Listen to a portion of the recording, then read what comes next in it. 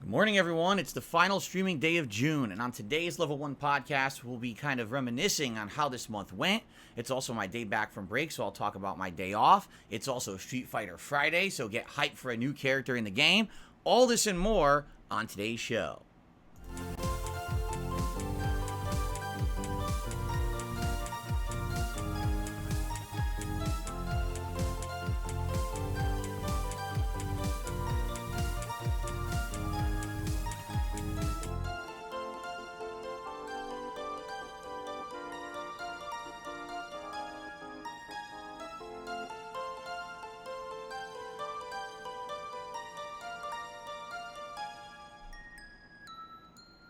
All right, well, what a month it has been, what a day it is, what a week it is. I'm very excited to be here on the show today. It is Friday, June 30th, 2023, and of course, I am Darkside Phil. Welcome everyone to the show. I hope that you're all doing well. You know, after yesterday being away from the streams, I always wonder how you guys are doing. But now that we're back for 6 straight days of streaming, that is right, I'll be here through Wednesday this coming week. I am pumped. What a week we've got. Right? We've got more Street Fighter 6 gameplay. We've got a special marathon coming up this weekend. Big progress in all the other games and RPGs that we're playing together here. Very exciting stuff. And I will say this. It has been an amazing month for the background. Take a look at these awesome decorations that I had for Street Fighter 6 month. Ryu in the Lego form. My actual copy of Street Fighter 2 on the SNES to my right. And of course, the Blanca figure, and the nearly 14-year-old, actually at this point I think it is 14 years old, Blanca t-shirt made for me by a fan by hand back in the day when Street Fighter 4 was prominent. I still have it and wear it to this day. I am so grateful because it is such an awesome t-shirt, and it has been so awesome to have it as part of my background for the launch of Street Fighter 6. It's been a good run for this stuff, but now, for a new month, we mix it up, and so you'll see tomorrow, starting tomorrow, will be a new mix setup of decorations, combination of stuff you've seen before, but in a little bit of a different way, and maybe something new there as well. It should be fun for July. July, a strong summer month, of course, and going into the summer of gaming, it means that we will be, again, just doing a variety of stuff. A lot more Street Fighter 6 coming, of course, but on top of that, you know, getting further into the RPGs we're playing, and hopefully being able to do some new stuff by around mid-month. I really hope we start wrapping up some of these games, because, to be completely honest, I know I shouldn't have played this many RPGs at once. I actually didn't want to. I told you guys back in May, I knew this was coming, that having this many RPGs at once was literally just going to be taking too long to beat anything, and it's exactly what's happened. So the way I'm going to, proceed is try to finish up Zelda and the story of Diablo, and once those are wrapped up, have other things into the rotation, because I just can't be endlessly playing RPGs forever. I know you guys want other stuff. We have a game like Amnesia the Bunker that's been sitting unplayed for a month. We've got the World Tour mode of Street Fighter 6 that has only been played for 3 hours, and I never touched it again, even though it is a well-deserved mode, to be played. And the way I see it is, we have to start focusing on balance. Not, something's a hot new release, play it. No. Enough of that baloney. Because what ends up happening is a game is hot for like a day, and then no one cares about it anymore, and it just becomes something else for the rotation that now takes me 60 hours to beat. And I'm tired of games like that, quite frankly. What we need to do is find games that are going to be variety, that are going to balance in with everything else, so every day when I'm streaming, it feels like I'm doing something fresh and different. Let's be honest. The 3 RPGs that I'm playing right now are all different. You got an ARPG in Diablo. You've got a Nintendo-style open-world roaming RPG with Zelda. And you've got, I would argue, something completely unique and interesting, although it is action-based, in Final Fantasy 16. But they're all RPGs. They're all going to take a million years to beat, and people get tired of the same thing. So, yeah, I think from now on, we really do have to sit down and say, listen, we can't just be playing so much of the same thing, all right? So if it means skipping a game or two, if we had to skip, like, let's say Diablo this month, then so be it.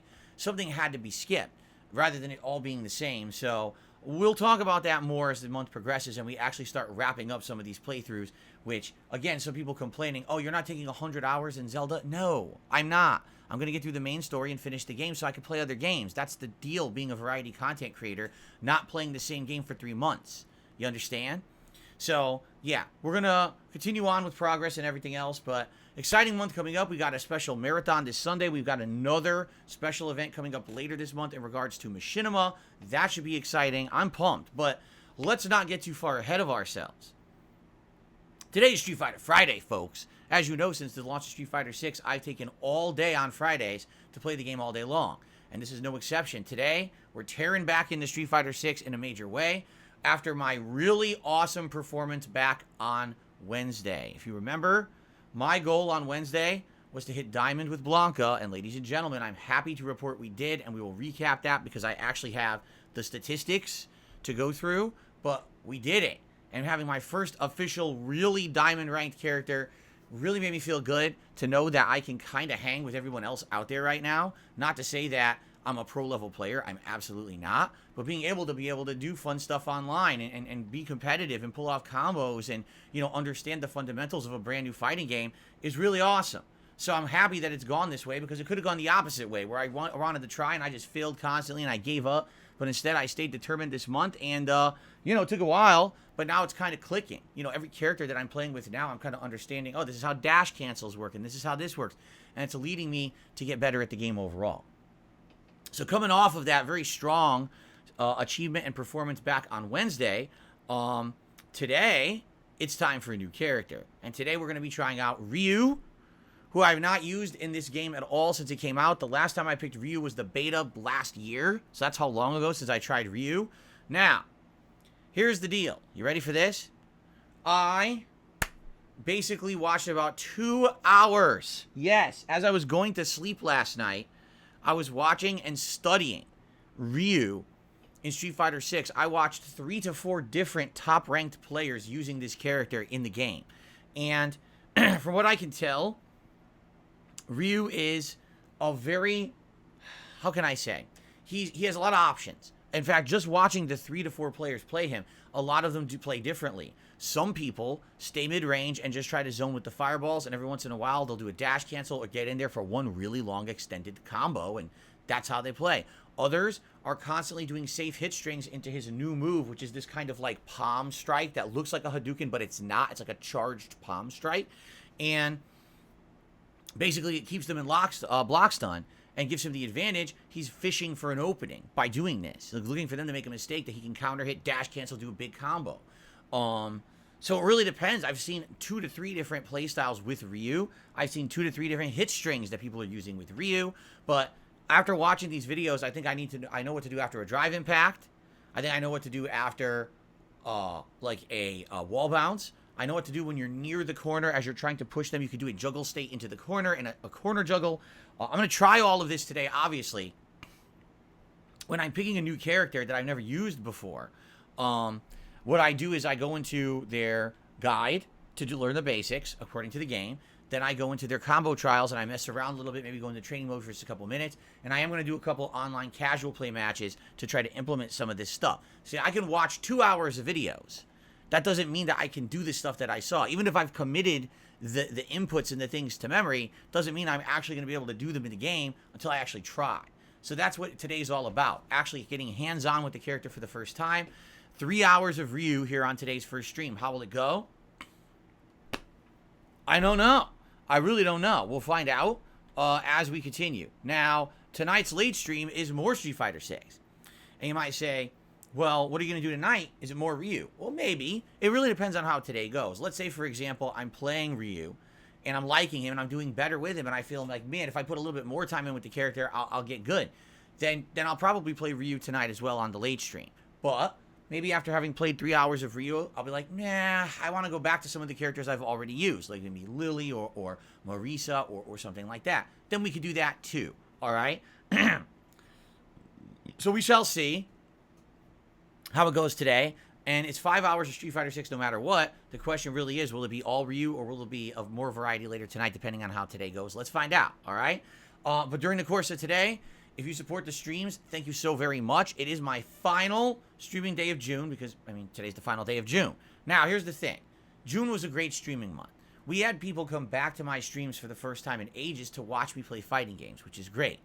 At the same time, because I was playing 3 RPGs at once, which admittedly I don't think I should have done, but I did what I was asked from my viewing audience, I think we actually lost a bunch of viewers too.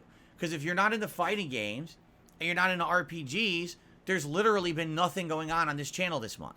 And I hear you. Some people have been saying, man, where's the variety? And I'm like, I understand what you're saying. I'm playing the things that are new, that I'm asked to play, but this is disappointing some people. All right? So, what's ended up happening is that this month has been a mixed bag. And what I mean by that is some things went up. For example, actual support of daily streams when it came to things like tips and the like actually has been pretty darn good. But what I saw over the course of the month is the support of the channel itself through YouTube. Super chats, memberships, gifted memberships actually went down a lot. So because of that, compared to last month, it's looking like, even though it was definitely a great month with good stuff and good progress. I mean, I shocked myself with how well I did in Street Fighter 6. Overall, I've actually done worse this month than I did last month. And that's no one's fault. I mean, there's no blame here. I'm not upset. Still a good month overall. But today is the final day of June. And what I would ask is that if you have been someone who's been watching this content over the course of this month and you've enjoyed my rallying and my efforts to actually get good at a fighting game again, and you've enjoyed the Street Fighter 6 gameplay and you'd like to see that continue, you like the coverage that I did of the RPGs because you asked for it, if you could, please consider supporting the channel in some way today. There's so many ways you can do it. Liking the streams for engagement. Leaving comments on videos you watch for engagement, right? Liking the videos. A super chat. A super sticker. A membership. A gifted membership. All of that helps this channel, all right? The thing is, tips have been great. I have zero complaints about that. My question is, can we maybe get a little bit of a rallying of everything else? Because it has been a big, sharp dip in the support via the YouTube means. And I'm like, oh, man, when I get paid in July, now here we go. Right? Going to be down. It's like, that sucks. So anything is appreciated. Thank you in advance to anyone who supports this channel in any way. Today is the last day to support via the YouTube means. You know what I'm saying? Tomorrow we hit the reset button for a brand new month. And I think that July is going to be a good month because we're going to continue on with the Street Fighter 6 stuff. We're going to be wrapping up some of these lengthy-ass RPGs and moving on to other content which people want, including me. And there's going to be special events. The special event on Sunday and the special event coming up later in the month for Machinima. So between all of that, I think we're going to have enough variety that things are going to do well, okay?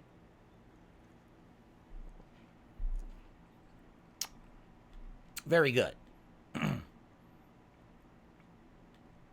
Okay. And by the way, I'm taking care of some nonsense moderation in the chat. Just, pay no attention to what I have to do here because idiots want to be idiots. All right. Okay. So, there we go. I'm excited for today, the final day of the month, and I hope you guys are too. Before we even get to the schedule, before we even get to game news, because I have a few game news stories to talk about, let's do a little segment that I like to call Phil's Day Off. This is where I recap what I did on my day off yesterday. I know you guys are going to ask questions about what did I do yesterday. So let's talk. All right? So I told you guys that yesterday was going to be one of the most busy days off I've had in recent memory. It was no exaggeration. We woke up earlier in the morning than we actually normally would for a day of regular work. I was up earlier than that by about a half an hour. And we were running around getting ready, and we were off. I mean, what did we do yesterday? We went grocery shopping. We went to Costco and did a Costco run because we were out of a lot of stuff in the house after about a month and a half of not going to Costco. Then we had an important appointment, but this appointment was far away. So we had to drive a while to get to this appointment. Took a while to get through the appointment. Had to drive all the way back to our local area. All right. And then we were out and we had to do other kind of errands like we had to go to the pet store, get some pet supplies for Jasper. We had to go to the liquor store because this coming Sunday, I've got a special marathon and I wanted to get something special to drink during the show. I forgot to bring the liquor into the room because I wanted to show you. I did get some bourbon whiskey. I have not had bourbon whiskey in years. I can't remember the last time I had whiskey of any kind. But I bought a bottle of bourbon whiskey, which I will be taking shots of during Sunday's digital summer party dependent and correlating to large contributions, much like how we've done in the last few, where if someone tips a big amount, I'll take a shot. And by keeping it to big amounts, it means that we'll limit myself from getting crazy drunk and sloshed on the show. So there you go. In addition to that, my wife and I actually got a bunch of extra ingredients and things because during the digital summer party, she's going to be making several different recipes. In fact, not only 3, but 4 different things. 3 are food and 1 is a special drink that I'll be having over the course of the day during the marathon. So that's going to be awesome, but we had to get extra stuff on top of the normal stuff that we would usually get. So we did that. After all of that, I think we went to World Market and just kind of walked around. If you don't know, World Market is a store that kind of features products, food, and all kinds of home goods and all kinds of stuff from all over the world. It's kind of international flair style store. We love that store. We usually go there for Christmas to get something for like my Christmas event. So we did that, and then for dinner, we basically were looking for local things, and we just went to like an American style restaurant, and I got a personal pizza that they made from hand tossed dough, and my wife got some meatloaf. So nothing too crazy to talk about in regards to that. But it was a very busy day. To give you some perspective, up in the morning between 8 and 9 a.m., out the door by like 11:30, 12 noonish, and we weren't home until like around 9 p.m.-ish. Like, that's how long we were out all day long. It was like a crazy, and it was hot.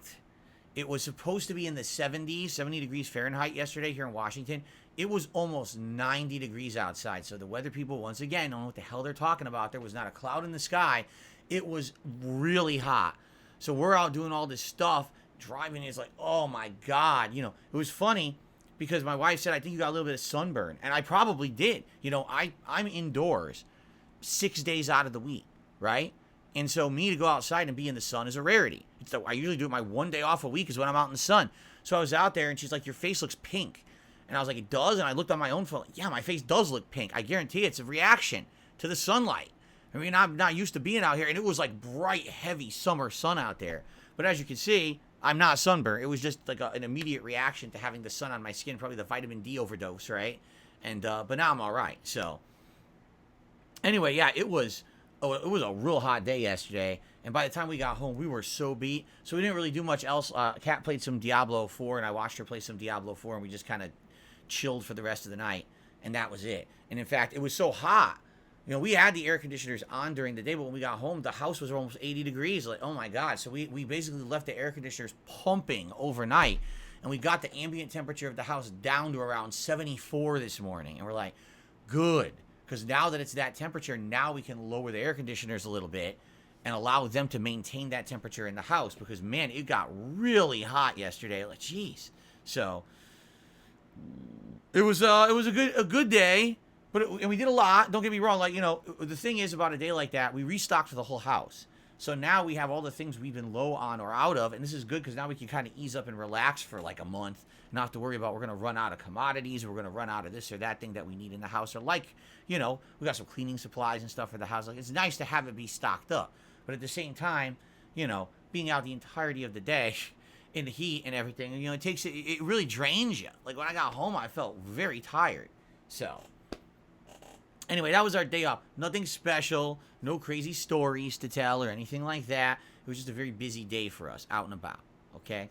So now here's what we'll do. Let's go through a recap of how I'm doing in Street Fighter 6. Then we'll do the schedule for the week, and then we'll do news stories that have happened, and then we'll do shout-outs. We'll do it in that order, okay? So first of all, I would like to give you all an update in regards to how I'm doing in Street Fighter 6. Because, as you know, back on Wednesday, which was my final streaming day of last week, I had a big push. And that big push was to get my Blanca to Diamond rank. I had been at Platinum 5-star, and I knew that it was going to take a while and a lot of, gameplay to get him to Diamond. But I really wanted to get one of my characters to Diamond rank to show that, I've gotten better at the game, I'm doing pretty good, and I'm improving, and I've actually not sucking ass at modern fighting games. For once in ages, I've actually put effort into a modern fighting game, and I think it's finally starting to show. You know, certainly not as much as someone who's dedicating their full time to this game.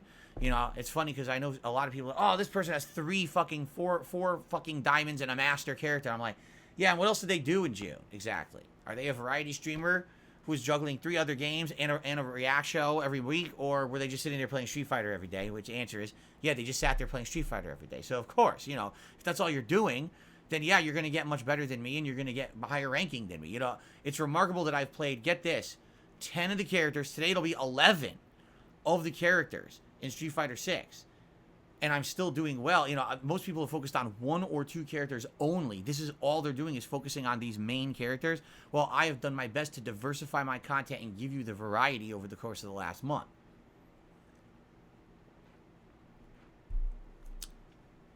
So, back on, by the way, this looks like I must have knocked it.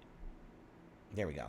Back on Wednesday, I had a 3-hour stream of Blanca. It was all high-end platinum, low-end diamond matches, meaning it was like 5-star, 4-star, 5-star platinum, and then 1 to 2-star diamond matchups. I started off in platinum 5-star, and by the end, yes, I hit diamond, then I got demoted, then I got repromoted. How do you get re-promoting?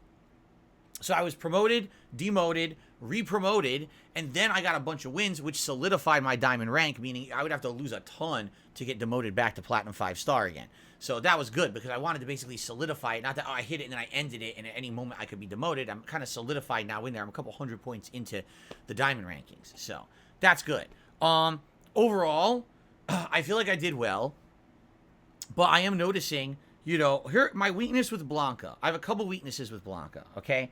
Weakness number 1 is basically full control. And what I mean by that is there are situations where I know I can win a match. All I need is for one particular thing to happen, and a lot of the times it doesn't happen. For example, in a clutch moment, I'm trying to do a combo into electricity, and all of a sudden I'll get the crouch on the ground instead of the electricity. Now the crouch is down in 2 punches, electricity is quarter circle back in 2 punches, so it's dropping an input, or the input is so lax, it's reading one input before the other, it's canceling it out. That's frustrating. Same thing, sometimes I'm trying to get a juggle or something, and I don't get the move out, and it's very frustrating when you are in a situation where you know you can win a match and you just drop your input, and that sucks. And, you know, I'm going to be honest, yeah, a lot of it's me, but at the same time, this game does have very lax inputs, and that's something that I have not been used to. And it's going to take a lot of practice for me to get used to that, because I'm so used to just, I'm going to do my move, here it comes. No, in this game, you got to be like super perfection. You can't be holding directions. You have to release to neutral before you do another input, because if you're holding, then it's going to give you the last input you did because of the storing of moves. It's complicated to explain, but it's something absolutely everyone playing this game has been talking about. It's very different from previous fighting games and previous Street Fighters in general, and you got to get used to it, and I'm not yet. So that's problem number 1. Problem number 2, I am having a hard time blocking things and on reaction from mid-screen. What I notice is that now that we're getting to higher ranks, a lot of people are doing a dash cancel and then just do like a low kick, and I just try to block low, and I can't block it low. I'm like, man, my reactions are off. And that's on me. Again, I haven't played competitive fighting games in so dang long that my reactions are very sluggish, you know? I'm fast on some things, and then other things is just like, I'm like a slug. And I know for a fact the blocking fast is a problem. Also, high-low blocking. A lot of the times I know, you know, with Minot, it's been the biggest problem. Because one of Minot's standard combos is a jump in or a cross-up, and then she has 2 medium kicks. One's a regular and one's an overhead. I know the second hit is an overhead, but I literally get hit by it every time. I don't think I've blocked it. Okay, I take it back. I think I remember blocking it once, and that was it. And that's on me. That's something that I have to get better with over time for practicing. You know, these are these. I need to now know what is the overhead for each character, what it looks like, and recognize it on sight, and then being able to block it on reaction. And that's going to be something that's going to take a lot of time. That's not something that's just immediate. That's something that over practice and almost giving muscle memory into it. You know what I'm saying? It's tricky. Another thing is when I'm in the corner, every character is different in this game because every character has different reversals and ways to get out of the corner. Blanca basically has a hop, but the hop gets stuffed, so he can't just hop out of the corner. okay? He's got a reversal, which is his upwards moving Blanca ball, and with OD or overdrive, it has some invincibility to it. The problem is it moves forward. So if they're jumping neutral or they're jumping over, it doesn't hit. So now he gets stuck in the corner because he has no way to stop someone who's advancing and then just jumps on him in the corner. And a lot of people are locking me down in the corner, and I'm not successfully finding a way to get out. I get the feeling in time, again, this will be something I get better at. Again, it's going to be more character specific. When I recognize what the moves are that everyone has and what their mix-ups are, I'm going to be able to counter better. For example, everyone has a parry. And a parry is probably a much easier way to get out of the corner. If you can do a perfect parry, you can either counter hit or you could throw and get out of the corner. But I don't have that knowledge yet to be perfect parrying these characters with their corner mix-ups. So right now, my weakness is not knowledge of the game in general, and it's not even combos or anything. It's a little bit of execution, a little bit of reaction, and a little bit of knowledge in the corner. I feel like if I improve those three things, my Blanca can continue to climb through the rankings and do better and keep progressing. Now, here's the thing. No, I am not going to constantly just be playing Blanca. I'm aspiring to be better at this game with multiple characters. I don't want to only have a one-character ride in Street Fighter 6. So I will continue to play the game with other characters, and you will see variety in the characters that I pick. This week, will I even pick Blanca again? Well, I'm not sure. Today, it's Ryu and something else on the late stream, or all Ryu. The next time I'm playing Street Fighter 6 is Sunday during the Digital Summer Party event. I'm not sure what I'll pick during that. And then I'm playing it again probably like Tuesday and maybe Wednesday. And again, will one of those streams perhaps be Blanca advancement and the other one be something different? I don't know. We'll talk about it, all right? But I don't want to just constantly be playing Blanca every other stream or whatever. Even though I'll get better at the game, I like variety too, and I want to continue to get better with the other characters I'm using. All right, so Blanca. By the way, so the actual win-loss ratio, I had won 40 wins and 30 losses. It was a 57% win-loss ratio, and basically now overall with Blanca, 225 wins, 140 losses, a 62% win-loss ratio. Still pretty good. I mean, I want to get that up there. I'd like to get 70, maybe even 80. Now, that would be really good if I could get it that high. I don't know if that's possible. But that's where I am right now with Blanca. Definitely winning more than losing. And overall, I now have 793 wins and 590 losses. A 57% overall win-loss ratio in Street Fighter 6. Remember, this is the climb to 1,000 wins. I don't know when it will happen. I don't know what character I'll be using, but I'm playing Street Fighter 6 all day today, so maybe we will get a significant increase to our win count today with Ryu. We'll figure that out, all right? So, there you have it. That was my Blanca progress. That was my Blanca advancement, and I certainly hope that you guys have enjoyed the Blanca gameplay up to this point. I know I have, and I'm looking forward to more, but it is time for variety rather than just the same thing over and over, all right? All right, so now that that's over with, let's talk about the schedule for the week. As I've already stated, today is Street Fighter Friday. I'm very excited for today. It's going to be Ryu on this first stream first, his guide, some combo trials, maybe a little bit of training mode, then a few casual play matches, and then right into ranked, and we'll see how I do with the character. I did watch about 2 hours of videos last night. That does not guarantee I will land a single one of those combos, but I'm going to try, okay? Then tonight on the late stream, 6:45 p.m. Pacific time, Friday night fights. That's right, more Street Fighter 6. Who will I use? I don't know. If I'm doing well with Ryu or I feel like I am making progress, then maybe I'll pick Ryu again. If maybe I'm burnt out on Ryu, then maybe we'll do other characters. You know, there's always Lily or Marisa or others that I can go back to and try to advance with, okay? So we'll see. We'll see how it goes and judge from there.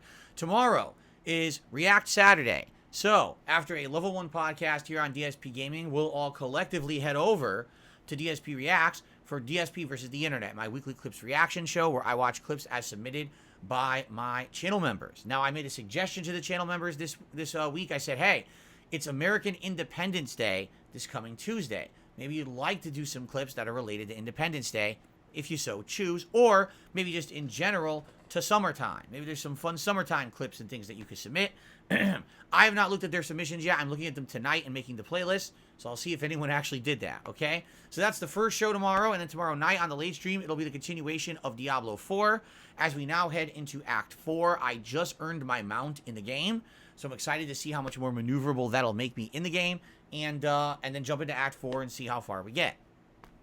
So that's tomorrow. Now, Sunday is the big event, ladies and gentlemen.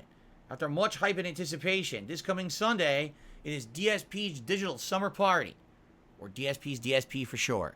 Now, I will already have new decorations and things behind me for the month of July, but I'll also have something else planned. I'm not going to spoil it. I'm just going to have it special planned for you guys for Sunday. In addition, as I said, I got some bourbon whiskey that I'll be drinking during the course of the stream whenever a big contribution comes in. All right, and what will we be doing during the Digital Summer Party? Well, there will be Street Fighter 6 gameplay at some point. I don't know if it'll be, more Ryu or other characters, but I'll be playing some online play for you guys. In addition, a schedule update where we're going to go through all the game release dates for the rest of the year, and we're going to determine which games I'm absolutely playing on launch, which games I may play in the future, and which games I'm just outright skipping based on your feedback and my desires. We'll talk about it live together on Sunday. In addition to that, there will be some tier maker shenanigans, as we're going to do one or more tier maker rankings. We're going to start off, I believe, with American Fair Food. What I'll do is I'll actually look on tier maker and see, what we've got on there that I can use for this special event. Should be pretty fun to do the tier maker for that. And then maybe we have time you want to do another one, we could actually rank Street Fighter characters. But I think the food is the best. The food ones always do the best. We'll do a food ranking of American Fair Foods. And see what happens after that.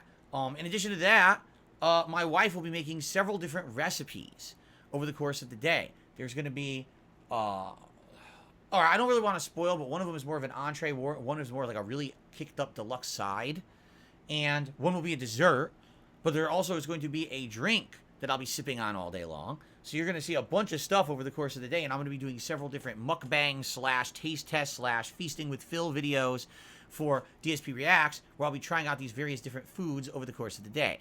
So I hope that you'll join me for that. That should be fun, okay? Now, outside of that, really what else we do that day is dependent on time and what you want to do. For example, if we want to do more tier maker stuff, if you want more Street Fighter 6 gameplay, as I said, if you wanted to see me do a live react to the Asmongold video about me from the other day, there's all these options of things that we can do. We don't have to do any of that, but we could do all of it. It all depends on time. So let's see what happens, and it's going to be a fun variety-style event this coming Sunday to celebrate the beginning of the summer, and a special event. It'll be a great way to start the month off. If you like my content and you support it, come on by on Sunday, and let's get some stuff going here for a special marathon-style event. Sound good? It should be good.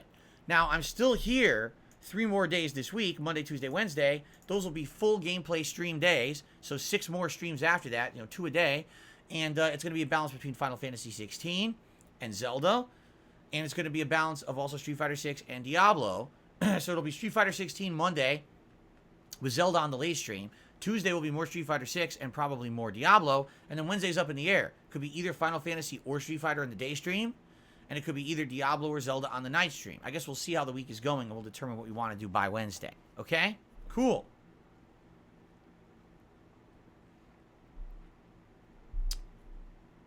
Outside of all of that, things come up all the time. But really what I'm thinking is, based on the schedule that we make during the Digital Summer Party on Sunday, that will determine, what games I'll be trying to play during July. I know Pikmin 4 comes out this month, and I'm definitely interested in that. The thing is, how on earth would I ever play that game when we're already juggling so many other games? Plus, I know there's other things. People have wanted to see me play the World Tour mode in Street Fighter 6 for weeks, and I just haven't played it because I'm into the main game, and we have too much else going on in the realm of RPGs that are considered chill stream games. On top of that, I know people wanted to see me play Amnesia the Bunker. I'm excited for that. That's a Game Pass game. Everyone says it's good. Scary, suspenseful. I'm down for that, but we need to get to a point where I can do these things, all right? So let's wrap up one or more RPGs, and once those are wrapped up, then we will look towards the next. Keep in mind, in late July, likely the 2nd to 3rd week of July, maybe around the end of the month, we'll see. I'm going to do a special event, an all-day event regarding Machinima. Machinima is an old MCN or partner company here on YouTube that I used to be with for over 6 years. All right? They're the ones that got me my start as a profitable YouTuber at a time when you couldn't monetize gameplay videos if you weren't partnered with someone. And so, a lot of my success in the early days is attributed to them and owed to them, but they're one of the worst examples of how to run your company into the ground with literally no actual intelligent management or guidance. Their management was some of the worst I've ever seen at any company I've ever had association with. I couldn't believe how they pissed away money and burned through it and had absolutely no long-term plans or goals on anything. It was like a bunch of guys with like a frat boy party atmosphere blowing through money rather than actually knowing what the fuck they were doing. They were assholes.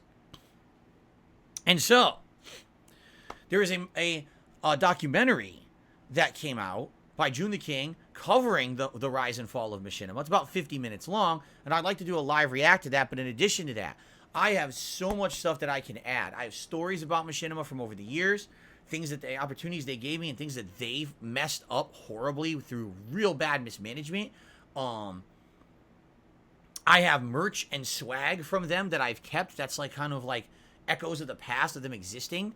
And I've saved all of my emails from back in the day. So what I'd like to do is kind of have a day where we just reminisce about the days of Machinima and talk all about how all of that got implemented and how they basically had a big downfall, but also my interactions with them over the years. And it'll be a fun event. It'll be something very different. And it's a long-form react event as well. Rather than it be about gaming, there'll be no gaming that day. It'll just be me doing a lot of content in regards to Machinima in general. So that'll be later on in the month, and I'd like to think of a name of it. I'm not sure what kind of a name to give this event, right? So whatever you got, the dark side of Machinima, DSP's Machinenema, that's disgusting. Giving them an enema, that's really nasty. We have to think of a good name for this. Let's start to brainstorm. What should I call the Machinima event? I know eventually we're going to come up with a really good one, because we always do, right? No, not DSP's DSP. That's enough of DSP wordplay. Let's not do that. But, DSP Ex Machina? Well, that's not Machinima. Machinima is not Machina. Oh my goodness. The dark side of Machinima? You like that? But it's my name, the dark side of Machinima? Huh.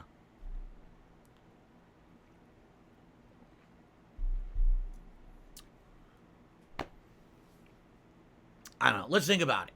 All right. But that'll be coming up later in the month of July for variety purposes. Okay. Machinimania. DSP's goodbye to Machinimania. No. DSP's Machinima exposed. DSP reveals it.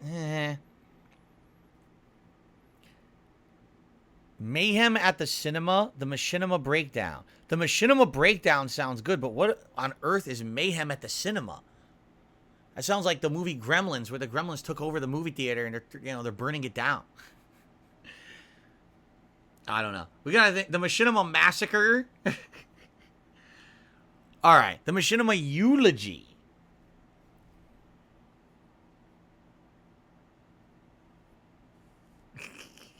Machinima exposed, de-exposed, re-exposed. Oh my god. Wow. Anyway, I don't know. We'll think about it. All right. But anyway, let's keep thinking about the name. I haven't come to the name yet. I haven't thought of a name yet. Anyway, that's coming up later in the month of July, just so you guys know, for variety purposes. So July will be more Street Fighter 6 for sure. Finishing up at least 1 to 2 RPGs that I'm playing and hopefully moving other games into chill streaming rotation. I have a couple eyeballs on a few things. We'll talk more about that on Sunday when we do the schedule. And, of course, the Machinima event coming up later in the month as well. So, there you go. All right. Folks, let's talk game news before we get to some shout-outs for contributions. All right? Game news. First of all, it is official. The FTC versus Microsoft case is over. Judge Corley, who is the judge presiding over the case, will be making her decision in the coming days, and then we'll find out all about it. So how will she rule in the FTC versus Microsoft case? Will there be a ruling that prevents Microsoft from merging with Activision Blizzard, or what will happen? We're going to find out. But the judge seemed to be very skeptical of the FTC over the entire thing, saying, you guys don't know what you're talking about. You know, it seems more like Sony is the one who's stifling competition, not Microsoft. So, I mean, it really didn't seem like anything was leaning towards that, this proceeding being blocked. But a couple interesting things happened. For example, a Microsoft bigwig said he would like to end Xbox exclusives and game exclusives in general. He feels that they're counterproductive to the game industry as a whole to have an exclusive game on an exclusive platform, but Sony's the one who keeps propagating this with games like The Last of Us and God of War, and they're the ones who are basically have the stranglehold on the industry when it comes to exclusives. So, of course, if they're going to make exclusives, then Microsoft also has to make exclusives, so that's why it keeps continuing. He's essentially just putting the whole thing on Sony and saying that it's Sony's fault. Now, do I agree with that? I mean, in the modern era, let's be honest, if you take a look at these game exclusives that have come out in the last 5 years, have any of them really been game changers on a Microsoft console? Probably not. I mean, maybe you could argue Halo Infinite for like 2 months had prominence, but outside of that, I mean, what major Xbox exclusive have you absolutely had to play and own an Xbox console to play? But you can combo that with, well, what about Sony? Well, Sony's has kind of had a bunch. I would say just in general, God of War and God of War Ragnarok, those two, and yes, the whole Last of Us series in particular, are 2 giant blockbuster series that are only on Sony consoles, right? Now, of course, you can easily say that there's other ones that Sony is paying for exclusivity. Like, just right now, Final Fantasy 16 was supposed to be cross-platform, but Sony paid extra money to get it only on PlayStation, and it will be on Xbox later. So, I guess I can kind of agree with this fact of what Microsoft is saying, but I don't necessarily know if it's truthful. Like, for example, let's say the tables were flipped, right? Do you really think that if Xbox had a bunch of great exclusives that they would be saying this? Oh, you know, we don't want console exclusives. Now, I think they're saying it because they know that they're behind right now. Sony is the leader. And so, of course, the one that's in number 2 or number 3 is always going to say, oh, we wish that there were no exclusives because those exclusives are hurting them. They don't have the good exclusives. If Redfall had been a ginormous, humongous success, right? If Halo Infinite had continued to be a giant game changer and people were buying Xbox consoles just to play it, you know what I'm saying? I bet that they probably would have been the opposite. So it's kind of weird saying, it's a situational quote that I kind of agree with, but at the same time, I don't necessarily know that it's being very truthful, because I think if the tables were turned, they would not be saying this, you see?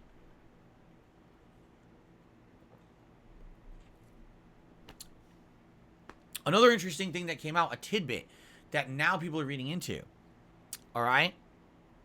A Microsoft lawyer brought up Elder Scrolls and claimed, at least is what they said in the trial, that Elder Scrolls 16, this is a typo, Elder Scrolls 6 is expected to come out in 2026. Now, previously we had heard it was more than 5 years out, but a lawyer actually said, now we're estimating 2026 in the trial. So if that's the case, and we have about 3 years to wait, I hope it's a great game, you know. I wouldn't say 3 years is too bad. At the same time, I certainly hope that they pump out a great game for the wait. I mean, 2011 to 2026, a 15-year wait for a new game is a long time to wait in an established franchise that everyone loves. So, let's hope that this is truthful, and we will see a new Elder Scrolls in 2026. But, of course, this is just something that was said during the trial. We don't know if it'll actually be held true or not. The Sims. Anyone remember that game series, The Sims? Does it ring a bell at all? I'm just curious. Does anyone here in my chat even know of The Sims or care about The Sims? Because at one point, The Sims were hugely prominent in the gaming landscape. They were a giant part of gaming culture. And then when The Sims 4 came out, it's like they ruined all of that. Like, The Sims 4 was just so bad compared to what people wanted from The Sims that it killed the whole franchise, right? Some people say they love The Sims. Some people saying The Sims actually have a large female audience. I know about it, but I do not play it. Yes, I do know about it. Sims 3 was better than Sims 4. I like Sims 1 and their PS2 ports. So, there you go. So, the reason I bring up The Sims is because finally, after all this wait, I mean, it's been like nearly a decade, right? We're finally talking about The Sims 5. And the rumor has it, listen to this. The Sims 5 may be a free-to-play game that has Fortnite-style user-generated content, but also the profit model is based off of Fortnite.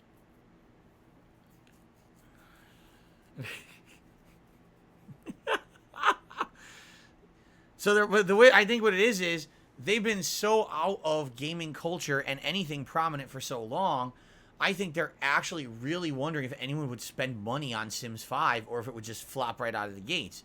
So they think maybe if we just offer it as a free-to-play game, but then we do things like season passes for content, you know, pay money, nickel and dime for each piece of content. Because if you look at how Fortnite operates, it's literally a transactional marketplace where you buy what you want. If you want that banana skin for your character, you can buy it for a couple of dollars and you just have it. It's not a loot box system. It's not a gambling system. It's not a bullshit system like Call of Duty or these sports games are. It actually lets you buy the content you want. So to some extent, I think that Fortnite should be actually, given some credit where it's due. They're not ripping off the kids who play it, right? You get what you pay for when you play Fortnite, which is a good thing. But let's be honest, Fortnite has been a non-stop stream of microtransactions since the game came out, and I wonder if that's what they're going for with The Sims 5, because with previous Sims games, you would have to buy the base game for full retail price, and that would last arguably a few months, and then all of a sudden they would already hit you with an expansion pack. Oh, look, it's the summertime expansion that has new summertime accessories and activities and jobs. Oh, look, it's the pets pack. So now you can have a dog or a cat or a giraffe or a space tentacle alien in your backyard that's your pet or something like that. Oh, look, it's another jobs pack. Oh, look, it's the winter Christmas pack. And they would just considerably increase the amount of expansion content. By the time you were done, you paid like $500. And you didn't even realize it.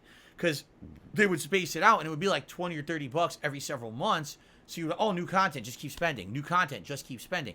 In a way, Sims almost was the first game to do that, right? Like, if you think about it, when a lot of games were just, okay, the game is literally just, you buy the game, you're done. The Sims was one of the first mainstream games that had you keep buying more content and expansions over time. They were almost the ones who established the whole games as a service revenue stream. We just didn't realize that's what it was back then, right? So today, I think what they're realizing is if no one's going to buy this game, but if they give it for free, right? And then now you have these things that you could just buy outright. Like, imagine if you get The Sims for free and you play it for like 10 hours, 15 hours, you really like it. You're like, man, it's kind of limited. But then, oh, wait a minute. If I spend $15, I can get the summer accessories pack. So now we get big floaties and summertime swimsuit and pants and sand castles. You go to the beach with your family and you're doing summertime activities and things like that. For $15, you get a lot of content out of it. You might spend it.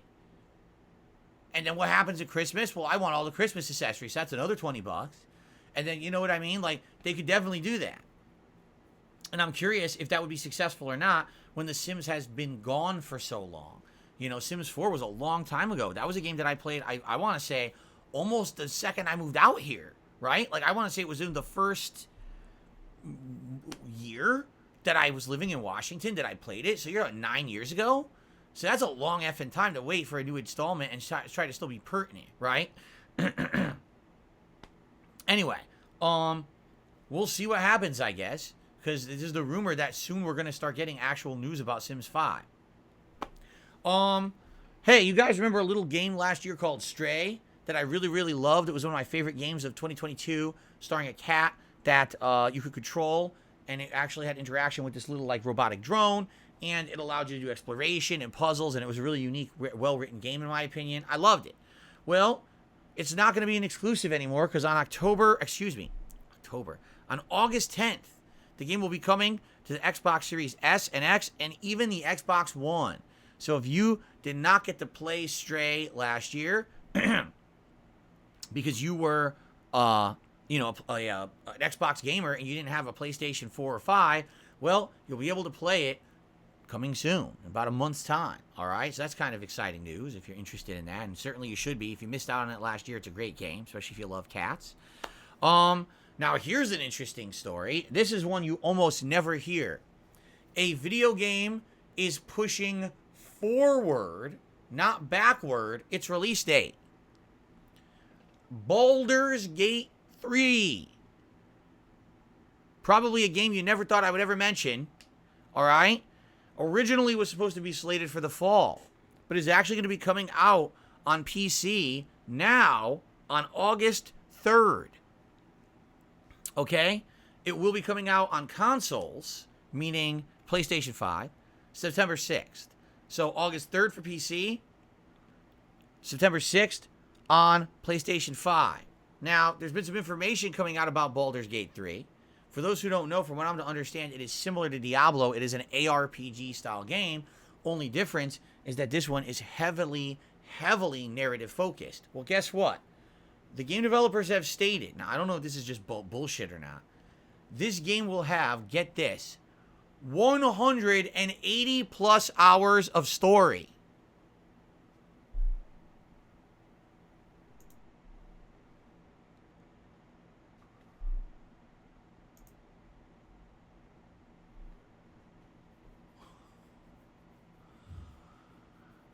$180 hours of narrative.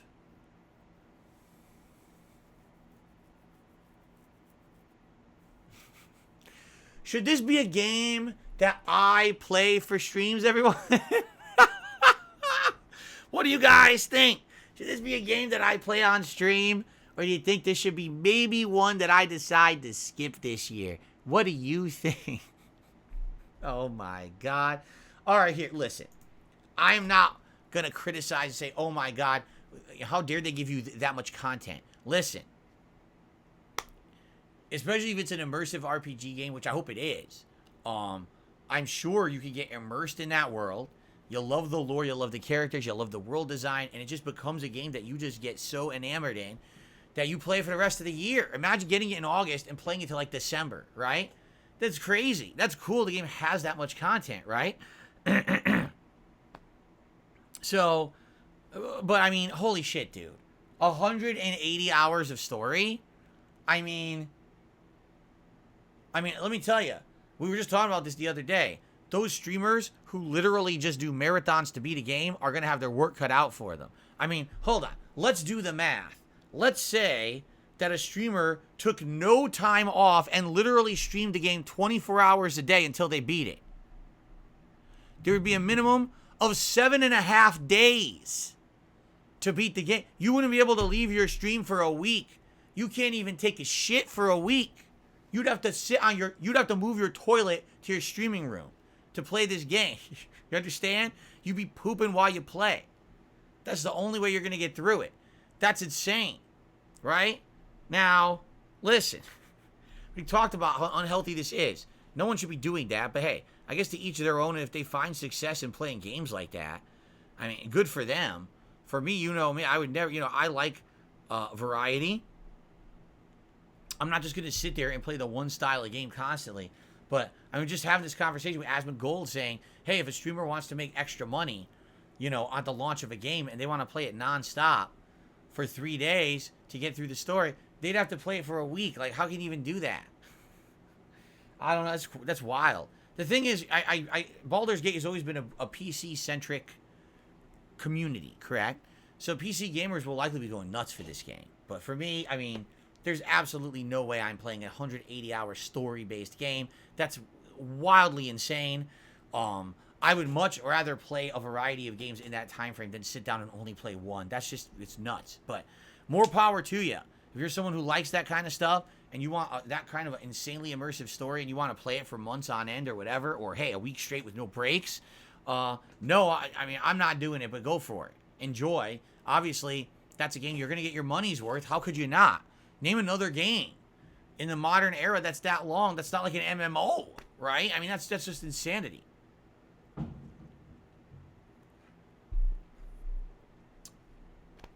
So there you go.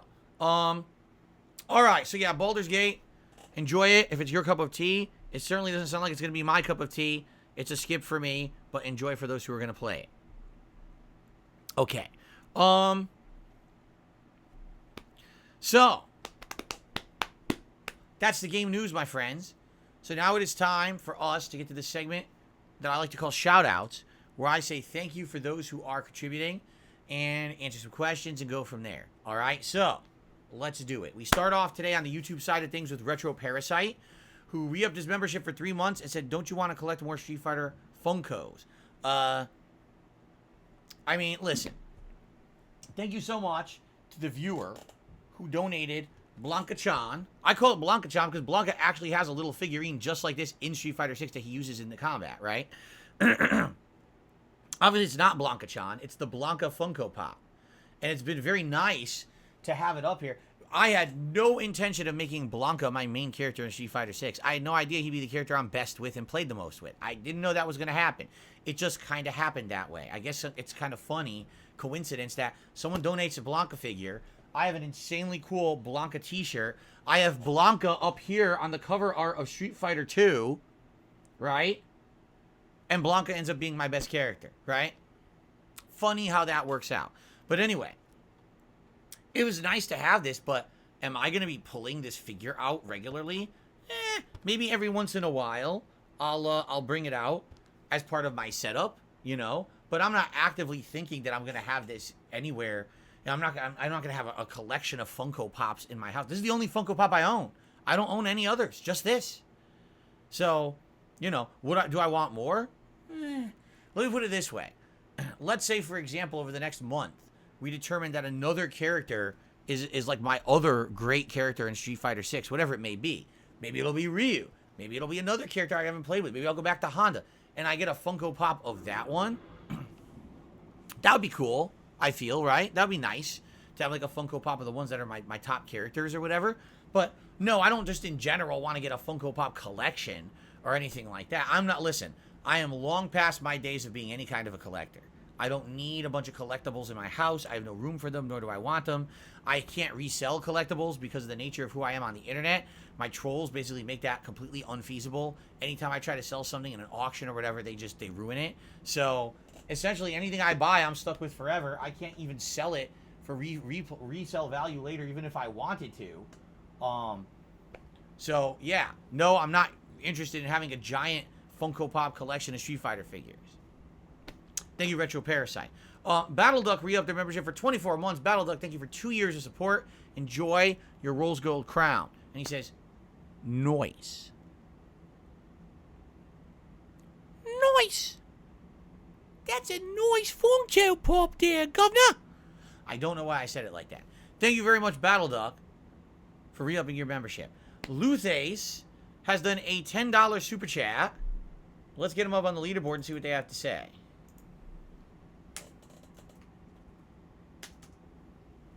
Please, sir, can I have some more? Pudding? You can't have pudding until you eat your meat. I don't know what's going on. Okay, Luthace, thank you very much for the super chat. Says, excited for some Street Fighter 6 today. When do you think you will try modern controls? I don't know. I honestly don't know. Maybe I will, maybe I won't. A lot of people I went from Oliver Twist to Pink Floyd. See how I integrated the two? See that? Anyway. Anyway, I don't know. I mean, a lot of people have said, would I try modern controls and kind of review the comparison between the two?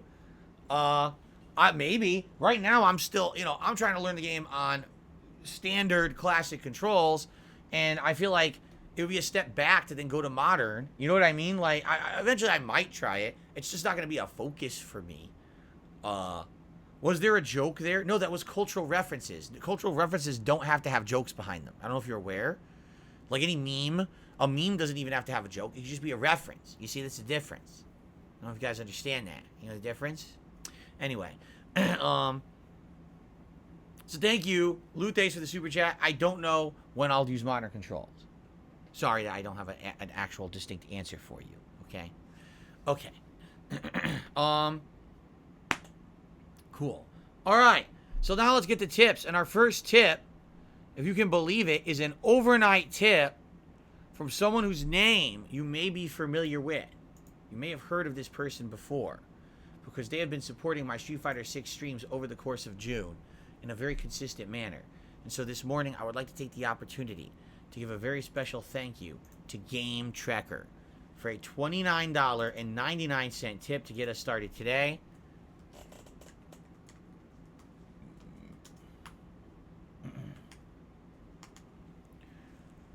But I'll count it as 30 because he wanted to get a Street Fighter animation this morning. By the way, just so you guys know, there is a Diablo animation. $30 to see a Diablo animation. Since I added it to the streams last week, we saw it once. It's funny because since I added the Zelda animation, we've seen it a bunch. Since I've added the Street Fighter animation, we've seen it a bunch. We've seen the Diablo animation once. Maybe that's representative of how many people actually like Diablo on my streams. I don't know. But it's there. $30 tip. It's anything from 30 to 50 bucks between there. You'll see a Diablo themed pop up, and also it's a $25 super chat. You'll see that, okay?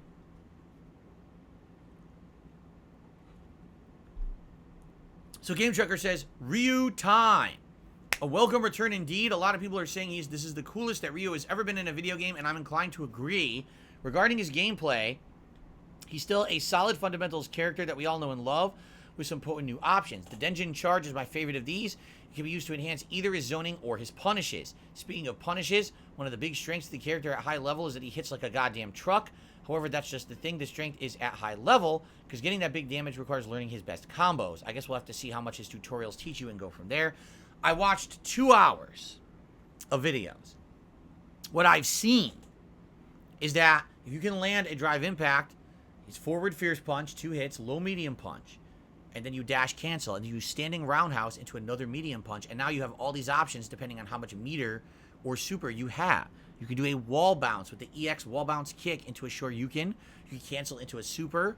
There's so many things you can do after that, okay? From mid-screen, essentially all you're trying to really do is get a dash cancel into a medium punch combo and eventually get in there and just do a finisher, again, dependent on how much super and how much spacing and how much drive meter you have. You could just keep drive metering them to the corner with repeated dash cancels with Ryu, and they're quite easy to do. But how much are you willing to give up? Do you really want to use all of your meter in one combo, and now you're burnt out, and now you're screwed for like 20 seconds in the match, right? From the corner, Ryu has options. So he has 3 things he's trying to do. He's either trying to push you to the corner to wall bounce, he's trying to push you to the corner to mix up and do a dash cancel overhead, or he's trying to land a combo in front of the corner, because if he lands it in front and finishes it with meter burn hurricane kick, it creates a juggle state, and because you're in the corner, now he can combo after that into his push move, which creates a semi-wall bounce, which lets you keep going with the combo. It's pretty interesting. He's got all these options, okay? But the question really is remembering all of that and then committing those options to muscle memory. I haven't done a single combo with Ryu yet. I've seen them all. I know in my head what to do. That doesn't mean I will pull off one at all, you see? So I guess we'll see what happens today. I'll mess around. Like I said, definitely, guide some combo trials and training mode before, and then do some casual matches and see what I can pull off in the casual and then go to rank. But I've seen a lot of strategy with him. I guess the question is, what can I pull off, right? We'll see. But anyway, exactly. Thank you, Game Trekker. He seems like he has a ton of options. Like I said, it's weird. I've seen some players who constantly are doing the charge into, better fireballs or better push move. Some never use the charge at all, the Denjin Charge, at all. Not once. There's top players, and they never use it. And then there's these people who just do hit string into that push because it's frame safe. And there's others that never use the push at all. Don't use it except for like a combo in the corner. That's it. It's very weird. Everyone plays them a little differently. I don't think it's been established what's the best way to play Ryu yet, which is a good thing, actually. Okay. Continuing on. Let's see here.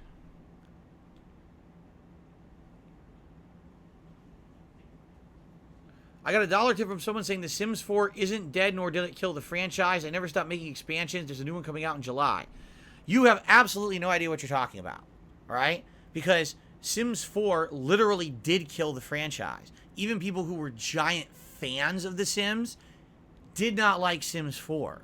that game underperformed and actually had record low sales for the expansions that came out for it. Just because the game continued to have expansions doesn't mean it had any kind of the sales success of the crazy viral popularity of the previous Sims games. You are absolutely, factually, objectively wrong with your attempt to say, ha, gotcha, Phil. Sims 4 has been a failure for the company overall. They were expecting it to be a giant sales dynamo that would outsell all previous Sims games, and it did not even come close to what they were expecting. Everyone, even the biggest Sims fans, collectively agreed the game was not very good compared to the previous outings. Okay? So, nice try with your gotcha moment. You ain't getting me on this one, because I did research on this game back in the day when it came out, and I saw this unfolding as it happened.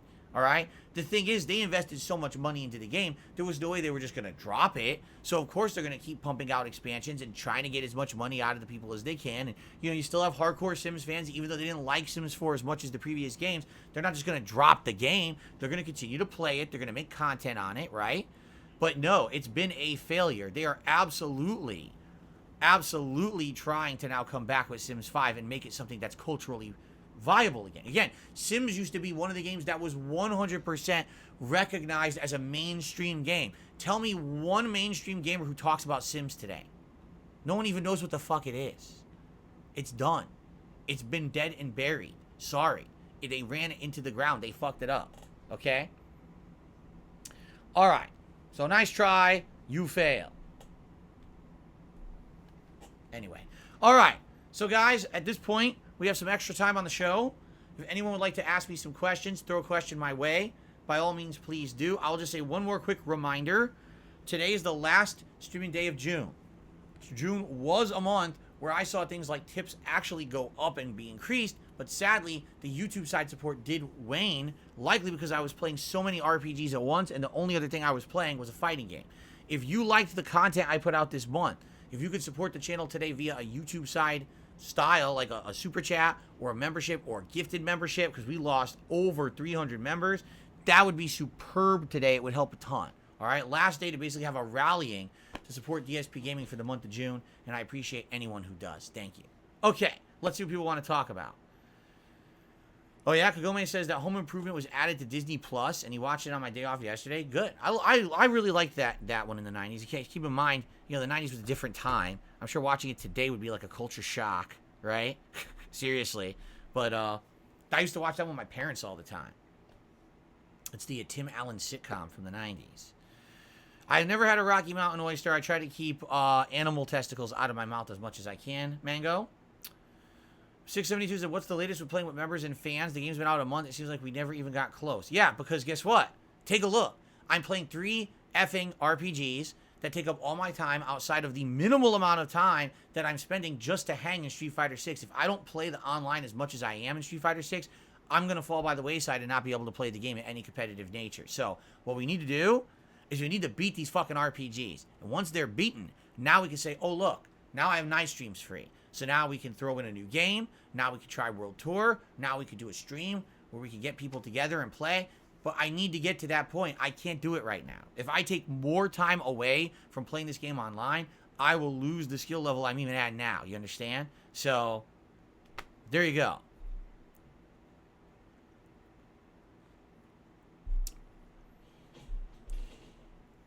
Dylan says, sound like Zelda. Hold on.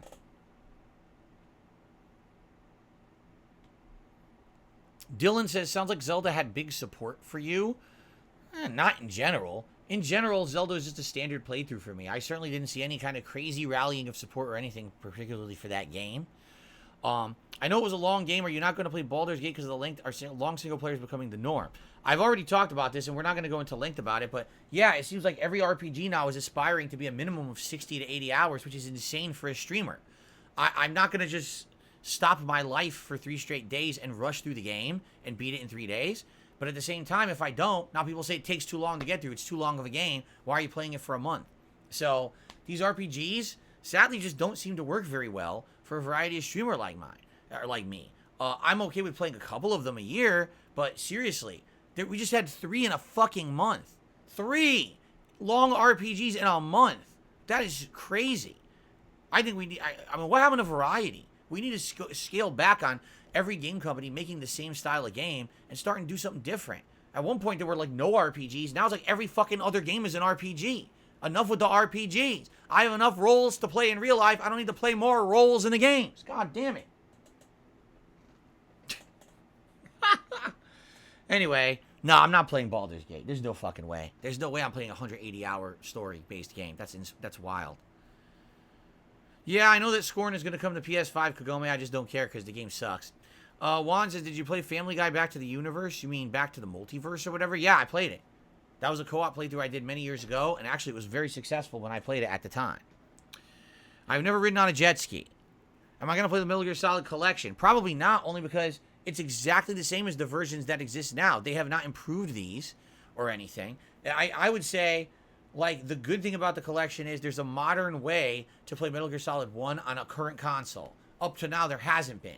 But outside of that, 2 and 3 already you could play on PS3, and I think those digital versions are on PS4, PS5, so there's really nothing added there. So no, I'm not going to go back and replay those. Now, when Metal Gear Solid 3 Remake comes out, that one I'd be interested in playing again, you see?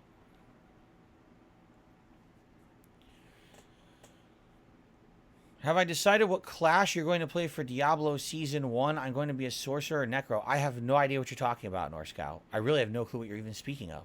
What is Diablo Season 1?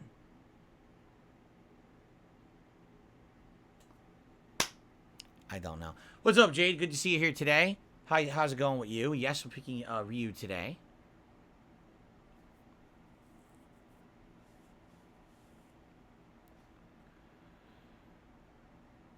Well, Kagome, I'm glad to hear that I'm brightening your day somehow.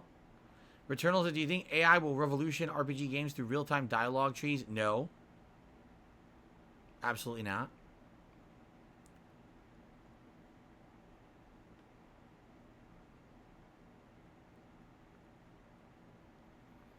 No, I'm not paying attention to seasons in any game because for me, you have to understand, again, I'm someone who constantly plays variety.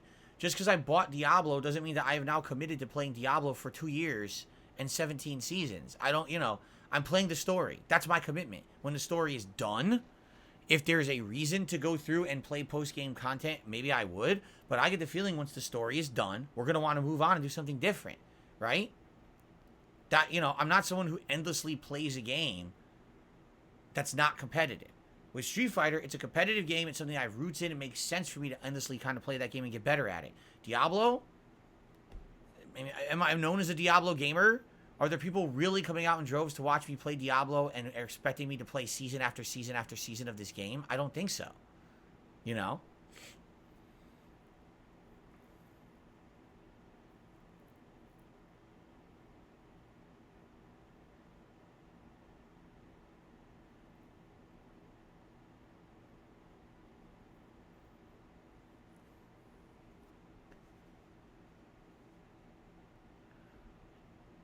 Oh, yeah? Dabhan says, if you have questions about Ryu, I'm at Diamond 5 rank. Congrats. Sounds like he's your main, huh? Yeah, we'll see. For me, like, I've seen these different schools of thought with Ryu. Some people stay mid-screen, and just try to zone with Fireball, because from mid-screen, it's almost impossible to get through the Fireball, right? It's longer range, where people can then have supers that pass through or ways around. But from mid-screen, it's, like, impossible to block or even, like, parry on reaction. So it seems like you can really keep someone at bay with mid-screen fireballs, and then when they go for something unsafe, punish it. But then I've seen people who don't even do that. They're just kind of standing mid-screen, and they're throwing out normals and going for dash cancels. You know what I mean? So I've seen a lot of different methods of playing Ryu. And I'm curious what the most effective one is, or do you change it depending on who you're facing? Maybe certain characters can't get past the fireball, so you keep playing with it, and others, they easily get past it, so those are the ones you go more mid-range, It's interesting, and I've also seen some Ryus are very offensive. They're always in your face with trying to do dash cancel mix-ups, and others just kind of wait. And then they go for that counter hit dash cancel. You know what I mean? I've seen all these different strategies. I like that, though. See, here's the difference between Street Fighter 6 and Street Fighter 5. In Street Fighter 5, literally you learn the pattern for one character, and that's what you play. You just play the fucking pattern, and there's almost no variation. You know, even discerning between top level players' play is almost impossible because they're all just doing the same, here's how to play the character, low risk, high reward gameplay patterns. In Street Fighter 6, I'm already seeing variety emerge in the way that players are playing at high level. That is excellent. That's how it used to be in classic Street Fighter, that people who actually were like ingenious could think of a pattern, a mix-up, a strategy, and play it different. I like to be more reserved. I'm more offensive. I'm more of a zoner. I'm more of an attacker. I like that people can do that in this game. That is the core of a competitive fighting game, in my opinion, is variety and ingenuity based on your own personal preference and your strengths and weaknesses. So that's cool, and I'm curious how I'm going to play Ryu. We're going to find out. Dapian says, I drive Rush a lot. I push to the corner, especially against zoners. For rushers like Ken and Cammy or grapplers, I mid-range to Hadouken. So there you go. So anyone that you can push to the corner, you try. But then if there's mid-range, fast dash cancel characters, you try to keep them away with the fireball. There you go. So they see, balancing that gameplay for situations. That's smart. That's very smart.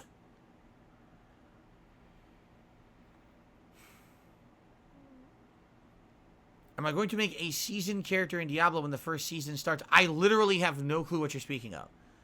What season are you talking about? What is a seasoned character? I don't know. I really have no idea. You're going right over my head with this. Excuse me.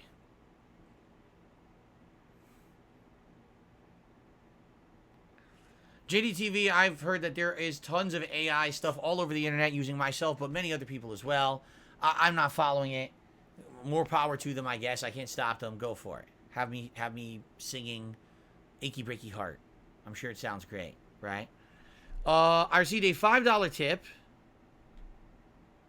from Big Papa Phil. Nothing much to say, but I've been loving your Street Fighter content. I want you to learn and climb in the ranks. Thank you, Big Papa Phil. I know you've been here for pretty much every stream I've done of Street Fighter 6, right? And that's really nicely appreciated. It's obvious you're enjoying the stuff. And that goes for everyone out there who's been here for Street Fighter 6 stuff. Thank you for that, and thanks for continuously supporting it.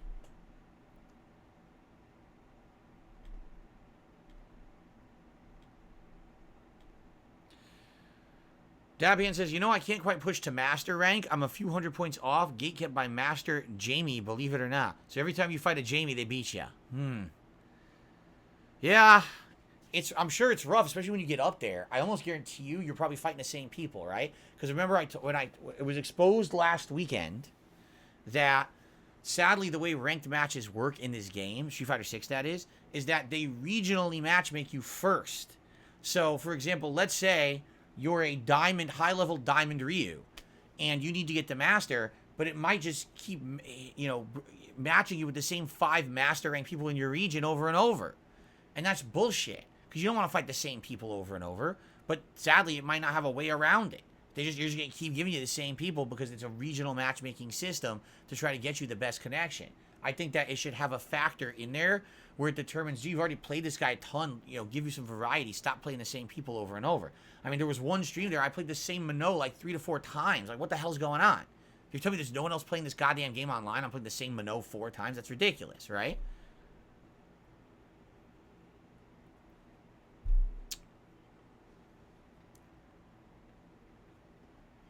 North Scott says, I was that Minot. Were you? Were you that particular Minot? Because I fought a bunch of Minots over and over. Yeah, Big Papa Phil says you actually played the same Minot again in another different session, too. Yeah. No, I've never ridden in a dozer. A dozer? Shil Ryukin says, as a Marisa main, I'm a Diamond 1. All I run into now are Diamond 2 Kens, which I feel like Marisa struggles versus Rushdown. The ranking system is weird. I guarantee you it's because people in your region are all playing Ken. That's what it is. So the people in your region are all Kens, and therefore it's like you have to defeat the army of Kens to push on to the next echelon of ranked people and not have to fight them ever again. But, no, I agree with you there. I think Marisa is going to have issues with Rushdown from me using her. I think that's her biggest problem. Like, anyone else outside of Rushdown, she's pretty dominant. But when it comes to Rushdown characters, because they can just constantly, like, push the advantage in her face, and she doesn't really have anything to really blow through it. Even her moves with super armor don't seem very effective against characters who have that constant Rushdown, So I agree with you there.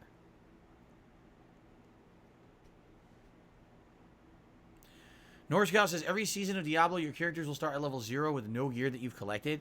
So, but Okay, so I have a question about that. Is this an optional thing that you are optionally rolling into? Like, let's say, for example, I beat the story of Diablo 4, and then I put it on hold, and then in 2 months, they come out with Season 1. Can I just continue to play with my same character, no change? Or are you forced into doing that? Because I think some people might be pretty pissy if they lose all their progress, right? Is it optional? No one forces you to do it? Okay. So if you feel like you've done everything you wanted to do in the game with your first character, and you want to kind of re-roll them for a new season of challenge, then you can. Gotcha.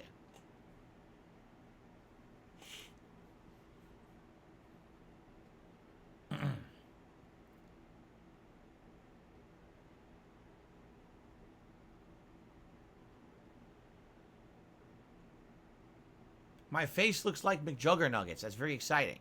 I have no idea what the hell that means. I'm sure it's something insulting, though.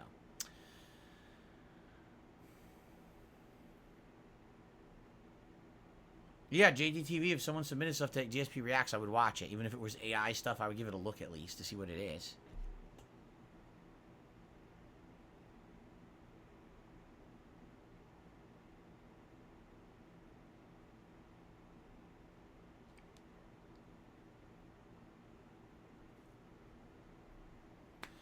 Oh, yeah? So, again, in this Microsoft trial, it was revealed that Call of Duty is coming out in November. Well, I mean, we all knew that, though, right? And Call of Duty always comes out either in October or November, so I don't think that's like a big revelation. We already knew it was being made, right? Yeah. No, Dab Hands, I'm not even aware that Jamie has an aerial drive rush. I didn't even know that. So, yeah, I don't even know what to tell you there. Have I even seen it in my gameplay? Have you seen an aerial drive rush? Right?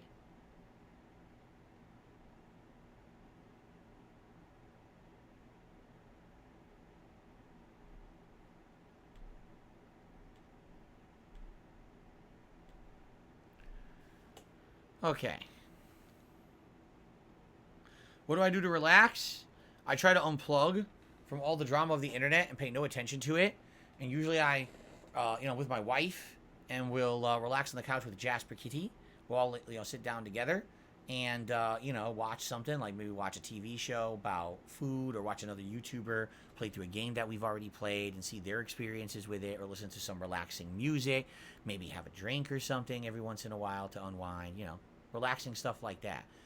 Essentially, making sure that has absolutely nothing to do with my YouTube presence whatsoever. Anything that, that's how you disconnect, is you turn off all that white noise and you just do other stuff. Like I said, that work-life balance, separating myself from the stuff that happens in here when I'm out of here, has been a key proponent to me keeping my sanity and success in the last many years.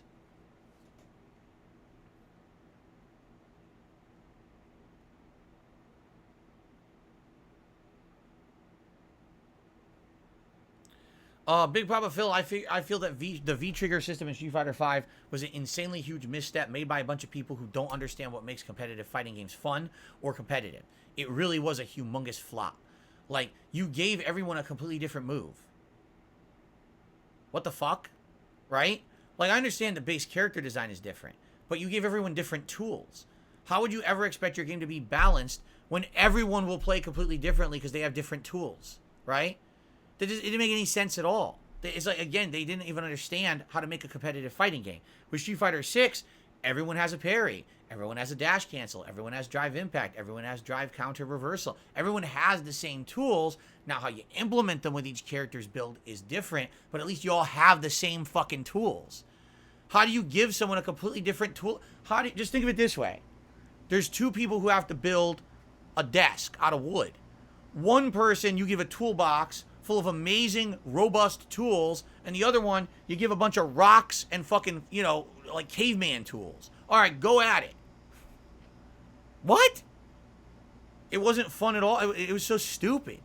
Like, how the fuck? And then, of course, how are you supposed to hang with half the cast when their tool set is terrible? You can't. And then they become unviable. It's like these characters are unplayed now because of this. And when everyone has exactly the same tools that they're using, you see what I'm saying? Then it's better. Because some people are saying, well, I don't know what you mean. In Street Fighter 6, everyone has the drive system, and everyone has exactly the same drive abilities. Okay? In Street Fighter 5, everyone had a V trigger, but the V trigger was different per character. None of them were identical. They were all different moves, right? Every single V trigger had a different property. So that was the problem. You can't have everyone have a completely different moveset and expect that they're all going to be balanced. That's the stupidest thing I've ever heard. Anyone who understands a fighting game or a competitive game will tell you that. It's like the people who made Street Fighter V don't understand fucking fighting games. Then why'd you make it, stupid? Anyway. Okay. I received a $6.66 tip from Dan the Man. Thank you to Dan the Man for the generous tip. I appreciate that. Let's get that up on the leaderboard. And it's good to have you here, sir.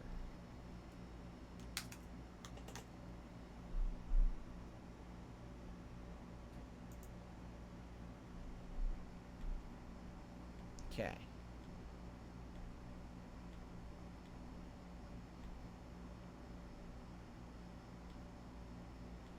Alrighty. Excuse me. Excuse me. Sorry about that. All right, guys. I think we have had a good podcast now. We got a good attendance by over 400 people here on the stream. So thanks to those who are here and chilling and supporting. I think it's time to end the show. All right.